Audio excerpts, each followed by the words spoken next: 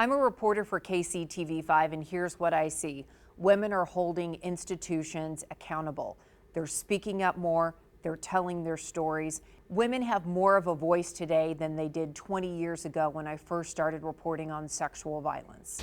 I didn't even hear my door being broken down. I will never forget Taylor Hirth. I felt some adult hands on my mouth. She was gang raped, and she felt the police department who investigated her crime did not believe her.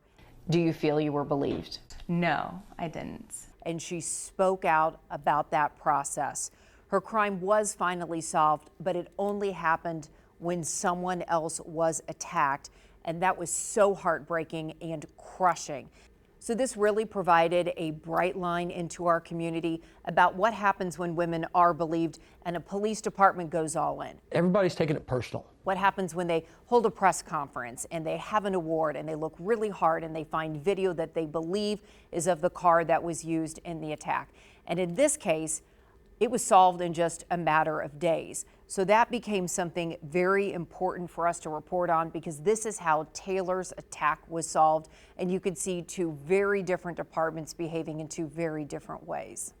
It has been really hard. More recently, we covered a case at KU where a woman was not believed when she stepped forward and said that she was raped, and it actually led to charges. The prosecutor was charging her with 3 counts of filing a false police report. So every time she came and spoke to them at the station, that was another charge. They actually put her in handcuffs when she was inside the station. It's clear police and prosecutors never really believed her.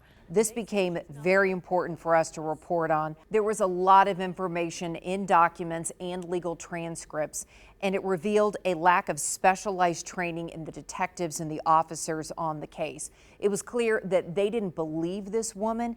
They didn't believe she acted like a survivor should act. And we now know women do have very different reactions. Now, the charges were eventually dropped, and the prosecutor said that this case will change his office, and it will also change the police department, because they do want to foster a culture where women are believed and they do feel comfortable stepping forward. Accepting the reality of what happened is very scary. MOXA and other support organizations play a pivotal role when we cover these types of issues, because that's who we turn to for information. And so whenever I do a report and I meet a survivor, I always ask if they're okay and if they have the proper supports in place. And no matter what they say, I always make sure that they know about MOXA.